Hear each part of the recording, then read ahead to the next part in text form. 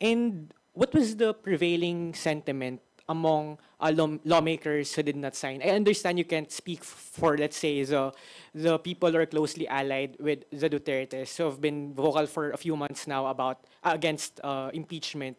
Pero sa lakas, there are at least a dozen lawmakers who did not sign the impeachment. Sa NUP, I think there are some. Sa PCFI, parang mas mixed yung division between people who signed and did not sign. Ano po yung prevailing sentiment, bakit hindi nila pinirmahan? Were they taking into consideration kung the coming elections dahil syempre there's a possibility of upsetting the Duterte base? Well, first of all, for those who did not sign, it did not affect or it will not affect their standing as members.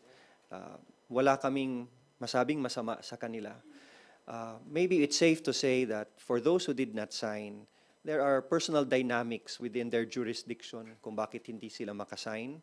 Maybe there are personal relations that they took into consideration whether they will sign or not. And we respect that. Marami kaming pumirma, marami din naman silang hindi pumirma. Kaya masasabi mong walang pilitan at walang regret ang hindi pumirma, wala ring regret ang pumirma.